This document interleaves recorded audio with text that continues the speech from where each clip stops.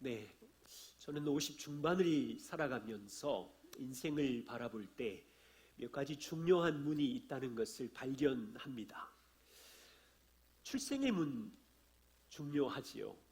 이제 뭐 흙수저니 금수저니라는 이런 표현들, 어느 집에 태어나느냐. 그런데 출생의 문은 우리의 선택이 아니에요. 생명이 시작되는 건 감사하지만 어느 집에 태어나는지는 하나님의 은혜이고 생명이 시작된 것을 우리는 감사합니다. 성장하다 보면 생각보다 이 한국 사회는 대학의 문이 중요하고요. 직장의 문을 어디로 들어가는지 또한 중요해 보입니다. 왜 그럴까요? 어느 대학을 졸업했느냐, 어떤 직장을 다니고 있느냐는 땅에서 살아가는 날 동안 조금 더 나은 삶의 보장 때문인 것 같습니다. 그런데 어느 대학을 나왔든 대학을 졸업하지 못했든 어떤 직장이든 사실은 땅에서 만족하며 행복하게 살 수 있어요. 인생을 돌아보면 결혼의 문도 중요해 보입니다. 자녀들이, 저희는 이제 두 아들이 결혼을 앞두고 어느 여인이랑 함께 살아야 될까 이제 고민하는 중인데, 이게 중요한 줄 아니까 올 때마다 꼭 훈수 두듯이 두 아들에게 이야기했더니 자기 방으로 도망가요. 안 나오고. 그래서 요즘은 작전을 바꿨어요. 많이 격려해주고 부드럽게 해준 다음에 이제 조금만 이야기하기로. 어쨌든 결혼의 문이라는 것은 인생에 정말 중요합니다. 주님의 은혜교회 가정마다 부부들이 결혼의 문 안에서 인생의 골짜기를 지나면서도 행복하게 사는 모습에 감사드리고요. 오늘 말씀은 이보다 더 중요한 문에 대한 이야기입니다. 좁은 문, 좁은 문, 누구도 피해갈 수 없는 그 문 앞. 오늘 본문에 보면 한 사람과 예수님의 질문과 대화가 등장해요. 그 안에 예수님께서 좁은 문으로 들어가기를 힘써라 이렇게 말씀하세요. 이 좁은 문의 의미가 무엇인지 함께 살펴볼 거고요. 또한 주님은 좁은 문으로 들어가서 가만히 있으라가 아니라 힘써야 된다. 그렇다면 저와 우리는 어떻게 힘쓰면서 살아야 되는지 한 3가지 정도 확인해 보려고 합니다. 오늘 본문의 내용은 이렇습니다. 예수님께서 갈릴리 성 동네를 다니면서 하나님의 나라에 대해서 가르치셨고 이제 드디어 예루살렘을 향하여 올라가는 중입니다. 자, 무슨 장면이에요? 예루살렘에 올라가서 이제 십자가를 지시고 죽으시고 부활의 여정을 앞두고 그 올라가는 길 중에 어떤 사람이 예수님께 질문을 합니다. 주님, 구원받는 자가 적습니까? 여러분, 이런 질문 해보셨어요? 예수님이 말씀하시기를, 숫자를 얘기했는데 좀 이상한 말씀을 하십니다. 좁은 문으로 들어가기를 힘써라. 너에게 말하노니 들어가기를 구하여도 못하는 자가 많으니라. 자, 이제 이 좁은 문의 의미가 뭘까요? 문이니까 집 안으로 들어가는 통로입니다. 그러면 어느 집 안으로 들어가는 거예요? 여러분, 이 문맥을 보면 29절에 보면 하나님의 나라 잔치에 참여한다라고 되어 있어요. 하나님의 나라 집 안으로 들어가는 문이었어요. 우리 지난주에 살펴본 것처럼 18년 동안 몸이 쪼그라진 불쌍한 이 여인이 찾아오신 은혜의 예수님을 통해서 하나님의 나라 집 안으로 들어갔죠. 겨자씨 같은 그 생명이 자라서 큰 나무가 된다는 계획도 예수님께서 말씀하셨고, 그런데 28절에 보면 이 문 안으로 못 들어가니까 무슨 일이 생겼냐면 문 밖에 쫓겨났어요. 근데 거기는 어둠의 장소였어요.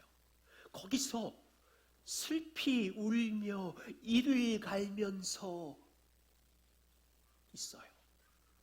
분명히 이 문은 대학의 문, 결혼의 문 정도와는 차원이 다른, 예수님은 지금 영원한 하나님 나라의 문과 멸망의 문에 대해서 말하고 있는 거예요. 요한복음 10장 9절에 주님께서 내가 문이니 누구든지 나로 말미암아 들어오면 구원을 얻고 양으로 생명을 풍성하게 얻게 될 것이니라. 이 말씀이 중요한가 보네요. 자, 보세요. 이 문은 예수님을 통해서 들어가는 유일한 하나님 나라의 문인데, 자, 그러자 문 밖에서 문을 두드리면서 주여 문을 열어주세요. 문 안의 주인이 뭐라고 말해요? 나는 너희가 어디에서 온 자들인지 몰라. 여기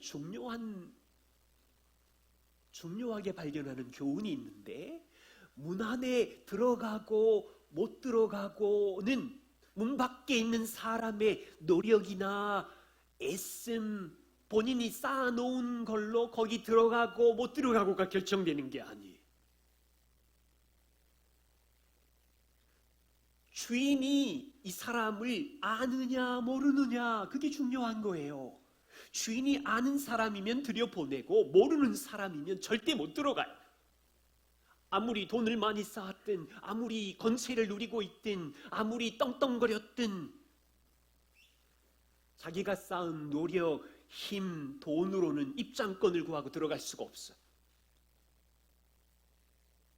주인이 나는 너희를 모른다고 하자 문 밖에 있는 사람들이 반론을 제시해요.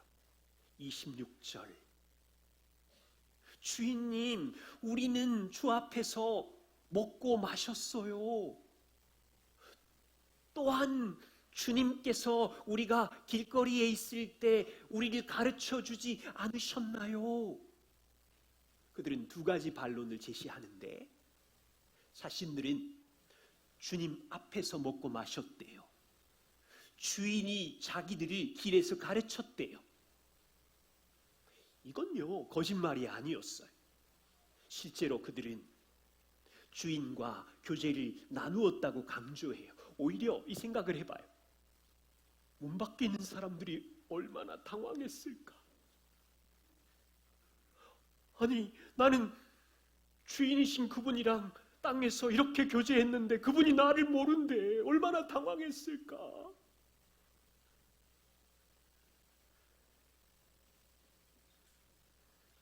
그들이 제시한 이 두 가지 일을 오늘날 의미로 해석하면 먹고 마시는 일은 성찬이고요,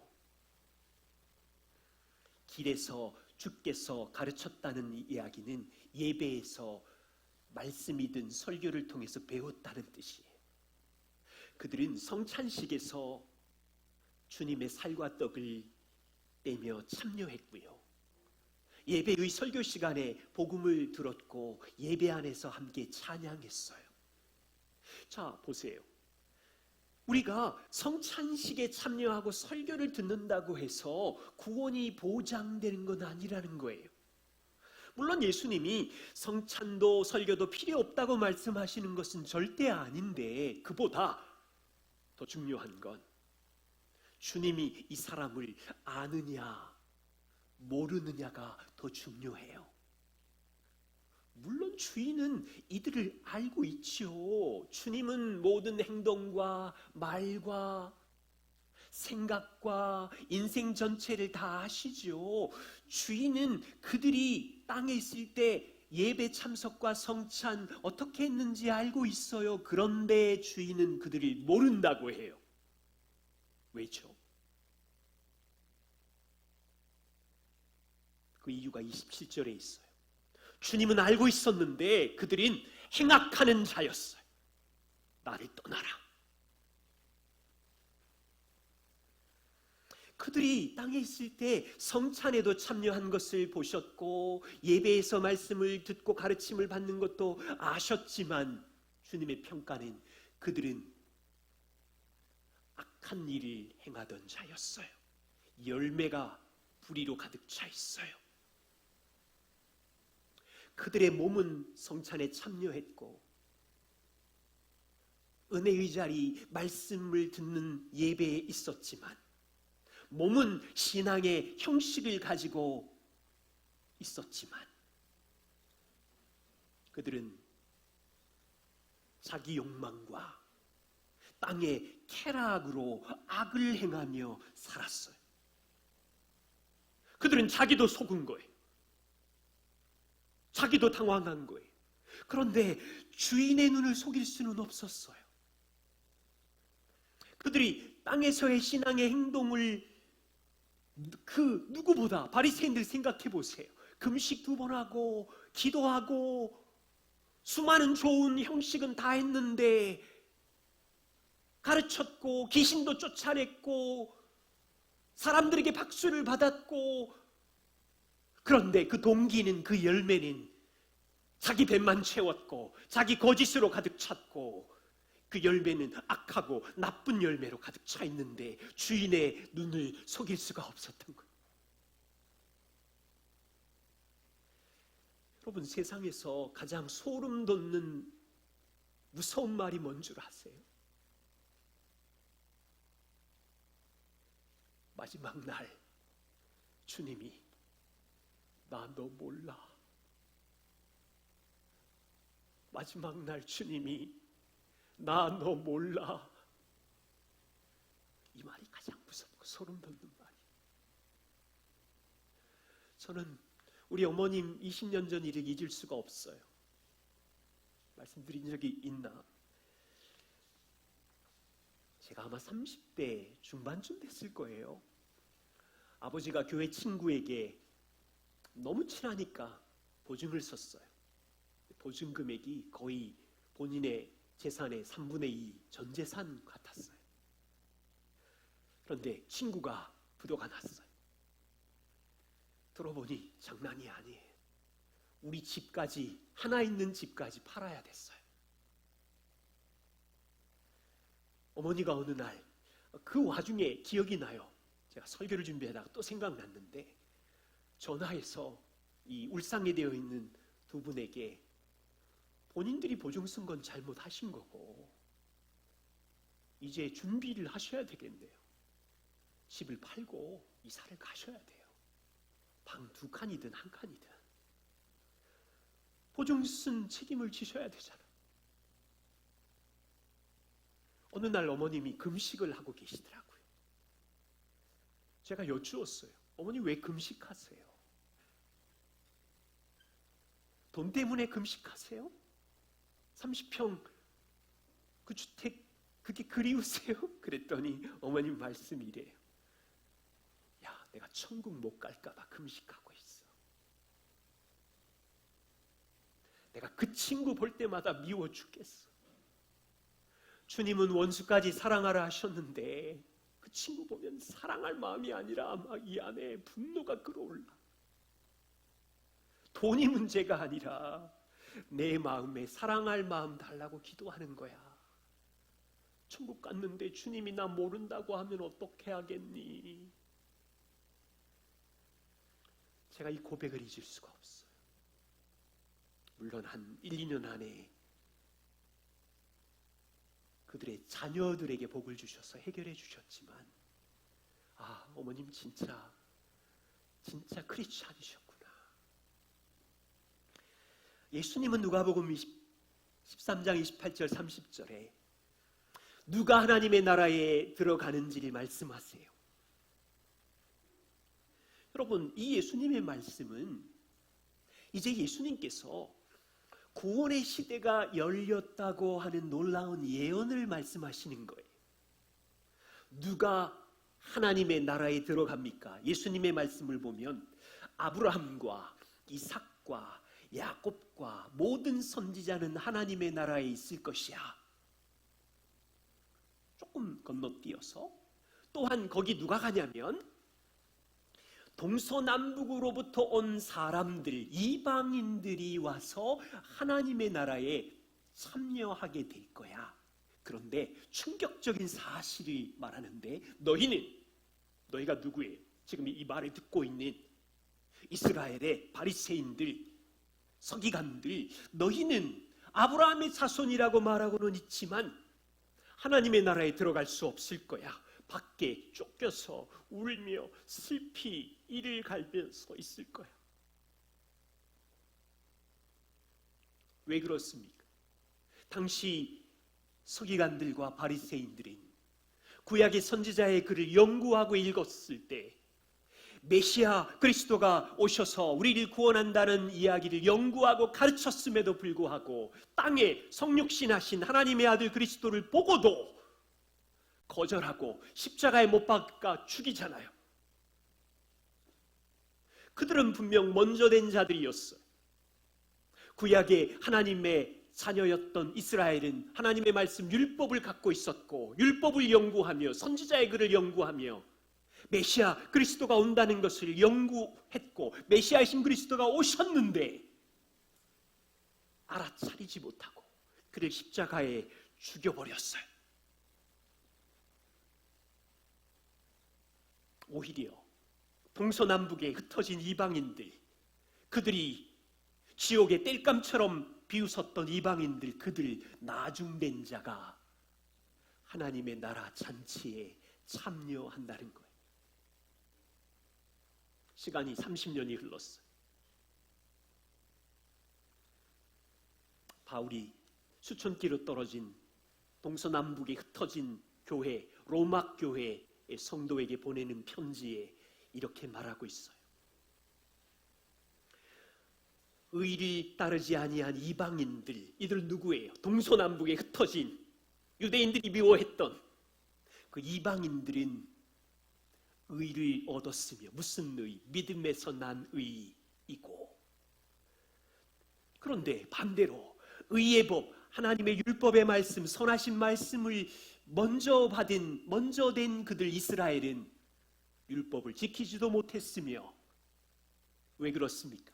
그들이 그리스도의 복음에 믿음에 의지하지 않고 자기 행위를 의지하다가 바깥 어두운 데서 이를 갈게 되는 거예요.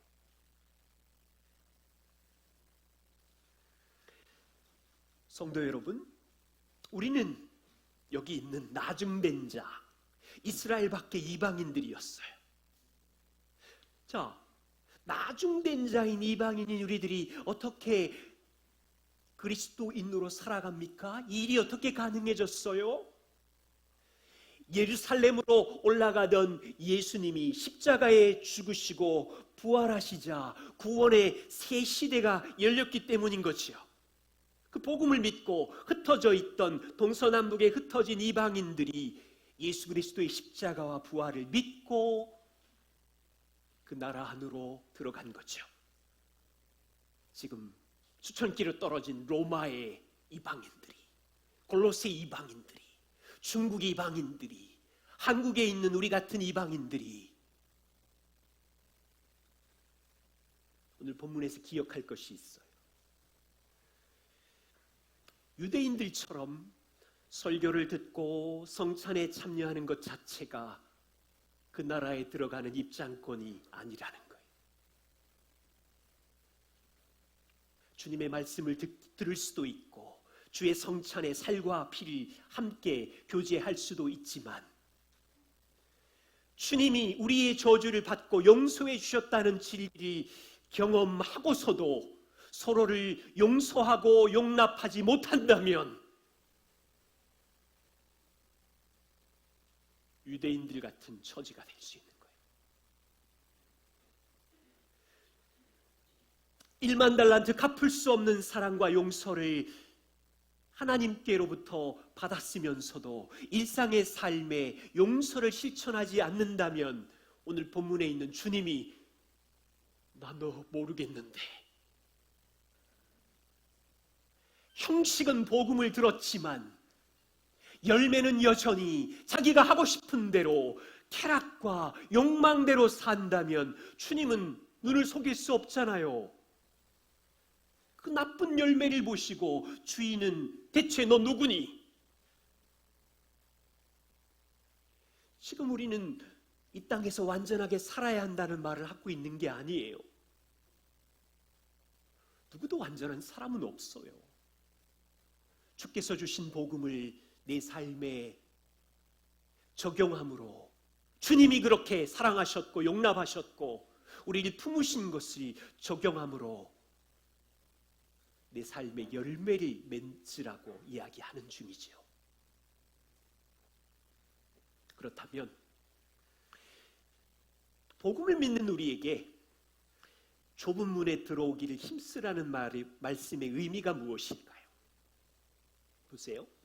예수님은 예루살렘으로 올라가는 길에 한 사람에게 좁은 문으로 들어가라고 하셨지만 이제 십자가와 부활 사건이 지난 지 2000년이 지났어요.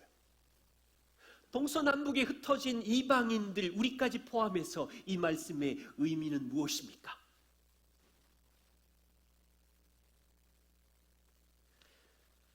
여기 힘쓰라는 헬라어 단어는 싸워라, 씨름해라, 스스로 노력해라 이 말입니다. 자, 이 말은 하나님의 나라에 그 문으로 들어가기 위해 너희가 율법을 지키고 착한 일을 하고 구제를 하고 선한 일을 많이 해서 쌓아야 그 문으로 들어갈 수 있다 이 말은 아닌 거 이제 아시죠? 아무리 억만금을 쌓아도 못 들어가요. 여전히 죄인인데 어떻게 들어가요? 거룩하신 그분 나라에.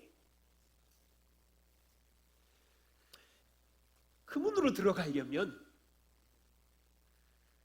요한복음 10장 9절에 나는 문이니 이 문으로 들어오는 자는 그분이 하신 일 십자가와 부활을 믿을 때 영원한 문 안으로 들어갈 수 있는 거지.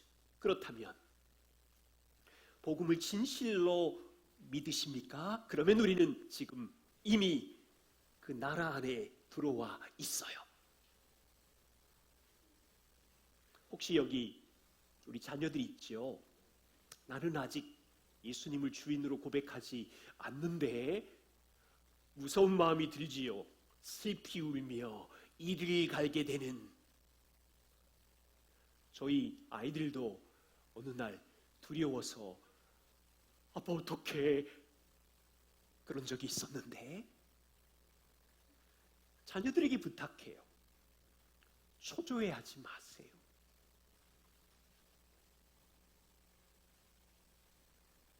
여러분을 하나님을 사랑하고 복음을 전하는 부모님께 보내신 이유는 여러분도 곧 그 문 안으로 들어올 거예요. 바울은 복음을 믿는 이방인 교회 골로새 성도들에게 이렇게 말해요. 골로새서 1장 13절. 그가 우리를 흑암의 권세에서 건져내사 그의 사랑의 아들의 나라로 옮기셨으니. 무슨 의미입니까? 과거에 골로새 성도 너희들이 자기가 주인 되어서 사탄이 왕노릇하는 권세 아래서 너희들이 하고 싶은 죄의 욕망을 따라 살았을 텐데 거기서 아들이 너희를 건져내셨다고 해요. 어떻게 그 일이 가능했죠? 십자가에 예수님이 죽으심으로 너희를 결박하고 있던 사탄의 머리를 십자가 위에서 깨트려서 사탄이 붙들고 있는 죄의 권세를 깨트렸고 사탄이 붙들고 있는 죽음의 두려움을 깨트려 버렸고 그래서 주님은 너희가 고생하는 죄와 죽음의 문제를 해결하시고 자유를 주신 다음에 너희가 이제 그의 사랑의 아들의 나라로 옮겨왔느니라. 이미 그 나라 안에 들어와 있는 거예요. 그 나라는 억압의 나라가 아니라 사랑의 나라인 거죠. 우리는 이제 복음을 믿음으로 그 안에 들어왔다면 하나님 아버지의 통치 아래 살아가는 거죠. 용서와 용납과 자비와 선하심을 경험하는 입양된 자녀들로 존재하는 거죠.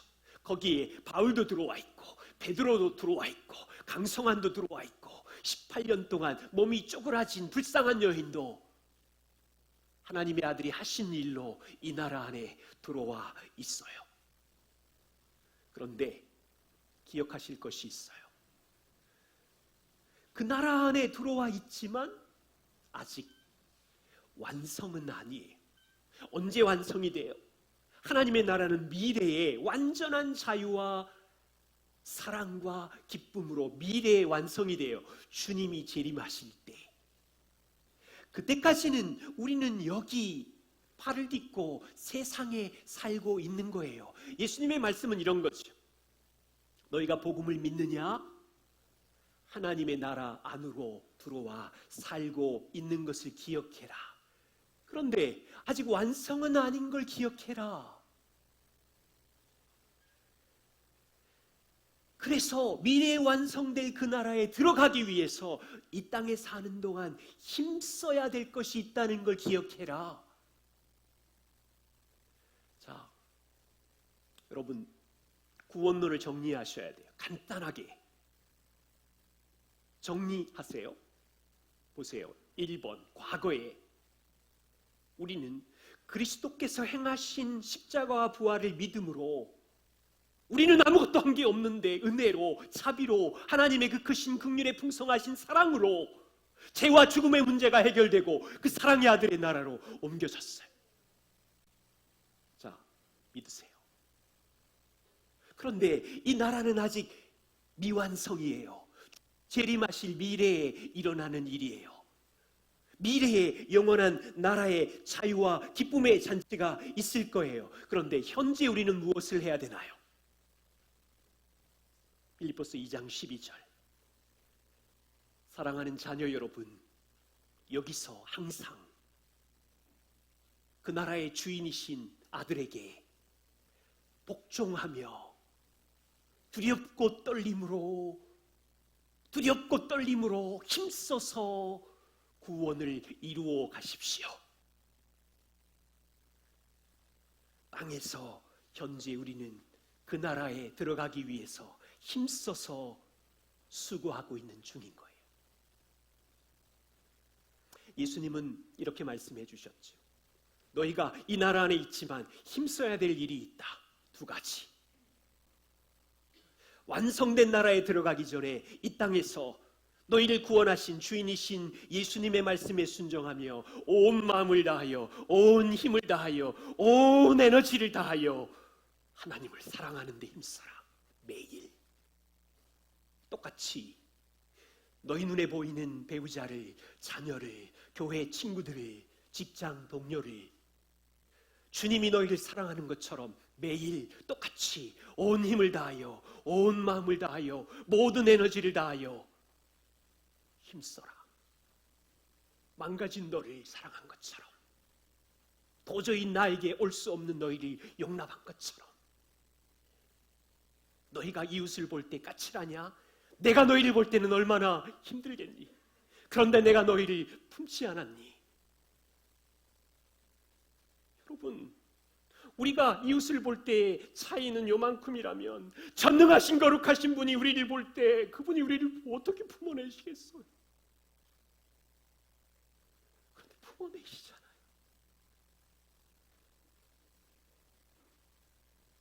두 번째 힘써야 될 일이 있어요. 매일 맞서서 죄와 싸우는 거예요. 사람들은 이렇게 생각해요. 내가 지금 사람들하고 싸우고 있다고. 어느 면 맞지만 사실은 내 안에 있는 죄와 싸우고 있는 거예요. 하나님 나라에 들어가지 못하도록 우리를 막아서고 있는 건 내 옆에 있는 자녀라고 여러분은 생각하고, 나를 인정해 주지 않는 직장 동료가 그 나라의 기쁨을 누리지 못한다고 여러분은 말하고, 까칠한 배우자가 하나님 나라의 의와 평화를 누리지 못한다고 여러분들은 투정할 수 있지만, 사실은 내 안에 있는 죄가 우리를 방해하는 거예요. 다른 사람의 죄는 우리 마음을 상하게 할 수 있어요.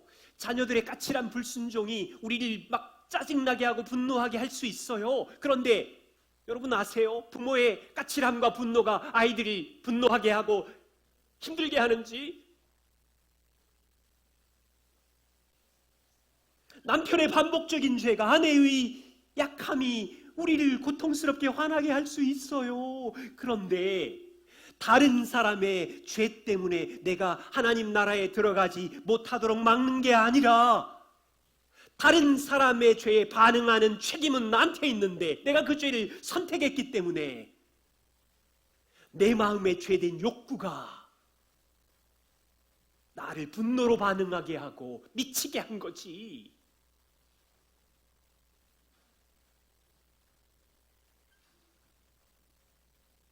땅에서 우리는 다른 사람의 죄로 인하여 영향을 받는 곳에 살고 있음을 인정해요.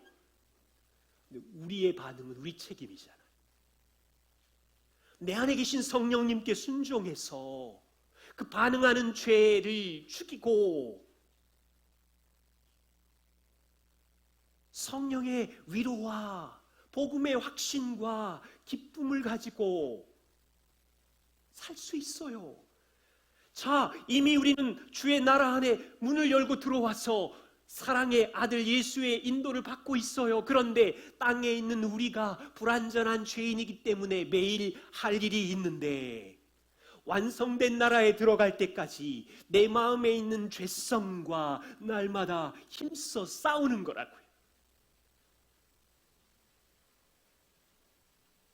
여기 남성 여러분, 직장에서 퇴근하시면 돌아오면 손과 발을 닦고 더러운 몸을 매일 씻으시죠. 한 달 동안 안 씻는 분 계세요? 일주일 동안 안 씻는 분 계세요? 우리 자녀들 중에는 있나? 학교 가고 학원 가고 운동장에서 놀다가 부모님이 씻어라 그게 귀찮아서 저는 어릴 때 3, 4일 버틴 적이 있었지만 우리는 직장이든 학교든 돌아오면 매일 손과 발과 몸을 씻는 일을 반복해요. 그렇다면 우리의 마음은요, 영혼은요, 매일 세상의 외모주의와 물질주의의 문화에 듣고 거기에 더러움들을 덕지덕지 붙였을 때 성령의 도우심을 힘입어 매일 마음의 더러움을 씻어내야 되잖아요. 보세요. 예배도 드려요. 찬양도 해요. 말씀도 들었는데 신앙의 형식은 누가 봐도 크리스찬이 맞는데 자기 마음의 죄가 쏟아져 나오는 분노와 험담과 이기심과 쾌락과 거짓말과 비방과 이런 죄를 죽이는 일을 매일 힘쓰지 않는다면 위험한 거예요.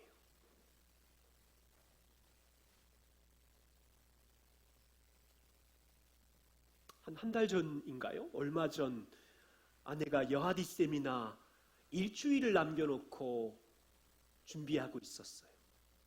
그런데 갑자기 감기 몸살과 기침이 심해졌어요. 잠도 잘 못 자더라고요. 몸이 아프니까 여하디 준비 때마다 아내는 좌절하기도 하고 나는 논리력도 없는 여자인데 강의할 자격도 없는 마른 막대기 같은 사람인데 왜 나를 이렇게 해서 힘들게 하는지 당신 탓이야. 하나님 탓이라는 얘기는 잘 안 하지만 당신 탓이야. 왜 내 탓이야? 저는 그 주간에 해야 할 일이 쌓여 있었어요.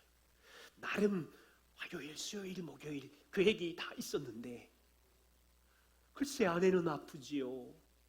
여하디 세미나 날짜는 며칠 내로 다가오지요. 수요일 날 아내의 강의안을 읽어주고 조금 수정해주자 제가 꿈꾸었던 수요일의 계획은 망가져 버렸고 목요일 날 마지막 강의를 던져주면서 이거 좀 봐줘 읽어주고 수정해주고 내 계획은 완전히 무너져 버렸고 내 계획이 무너지자 마음에 아마 들켰을 거예요. 분노와 짜증과 불안이 올라오면서 처음에는 감기로 고생하는 아내가 안쓰러워서 그랬지만 내 계획이 무너지자 아내를 도와주는 것이 선한 일인 줄 알았지만 마음 안에는 전쟁이 이미 계속되고 있고 그 일이 하나님을 기쁘시게 하는 섬김의 일인 줄 알았지만 내 마음 안에서는 내 뜻대로 진행되지 않는 이 일의 우상이 너무 싫고 짜증이 나고 내가 이만큼 며칠을 도와줬다는 자기의의 우상이 막 올라오는데 여러분이 보시면 진짜 창피할 정도로 부끄러울 거예요. 우리가 서로를 모르는 게 진짜 은혜야. 이 세상에 누구도 죄와의 싸움을 피할 수 없는 거예요. 10대든 20대든 50대든 60이든 우리 본성에 남아있는 죄의 오염을 날마다 제거하면서 우리의 구원을 이루어가고 있는 중이라는 이 놀라운, 그런데 그 나라 안에서 이 일이 진행되고 있는 거예요. 사랑의 아들의 돌봄 속에서 이 일이 진행되고 있는 거예요. 그렇지만 우리의 매일의 싸움은, 내 안에 있는 폐잔병인 죄를 소탕하는 싸움은 쉬워 보이지는 않아요. 그런데 매일 하는 거예요. 힘써서.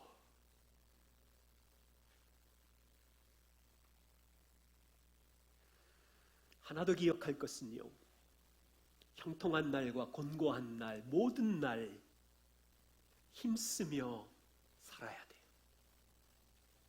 하나님 나라 안으로 들어가기를 힘쓰라는 이 말은 잠깐만 애써라 이런 뜻이 아니에요. 형통한 날, 곤고한 날, 모든 날 하나님 사랑하고 이웃을 사랑하는 일에 힘쓰는 거예요. 그런데 여러분 생각해 보세요. 여러분 안에 인생의 뜻대로 되는 날, 형통하고 성공한 날, 본인의 반응과 태도는 어떻습니까? 우리는 하나님께 감사하기보다 어깨에 힘이 들어가고 내 힘과 내 능력으로 이루었다는 우월감이 싹트고, 그렇게 못하는 사람들을 향하여 너는 왜 못하니 무시하고,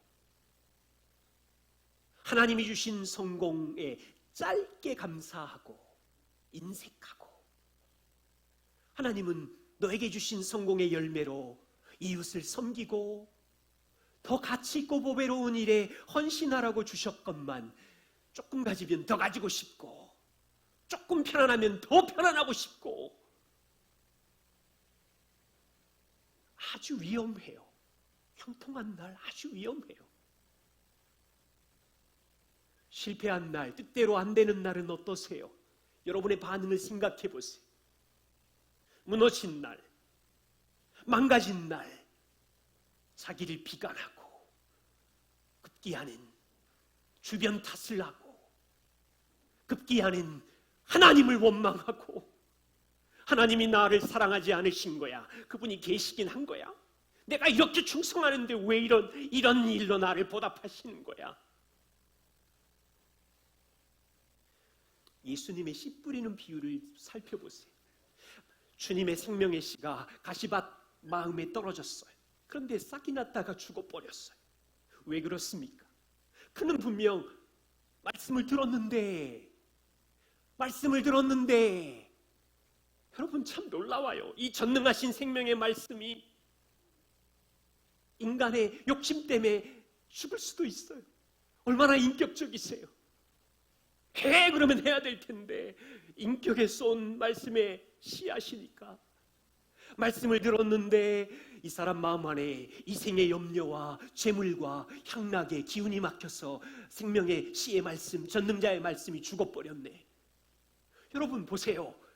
재물이 많을 때 형통한 날, 많은 거 어떻게 더 넓히지 하다가 염려에 기운이 막혀서 죽어버리고, 재물이 없는 날 나는 왜 이렇게 가난하지, 연봉이 작지, 염려와 두려움의 투성으로 말씀의 씨가 죽어버리고 만족을 배우지도 못하고, 쾌락을 누리면 끝까지 가야 되고 쾌락이 없다고 투정이고, 가시반 마음을 가진 사람들은요, 형통한 날이든 곤고한 날이든 힘써서 하나님을 사랑하지를 못해요. 이웃을 섬기지도 못해요. 인생을 보면 어떤 사람은 푸른 초장 형통한 날 자기 자랑으로 넘어지고, 어떤 사람은 가난하고 공고한 날 뜻대로 풀리지 않는다고 원망하면서 하나님께로 멀어져서 넘어지고, 우리 인생에 어떤 날이 반복되든지 힘써서 온 마음을 다해 영광의 왕을 사랑하는 이 놀라운 특권을 누리고, 그 왕이 사랑하는 배우자와 자녀와 지체들과 세상에 하나님을 모르는 사람을 사랑하는 일에 힘쓸 수만 있다면, 혹시 우리 중에 나는 아직 좁은 문으로 들어오지 않았다고 생각하는 분들이 계십니까? 초조하지 마세요.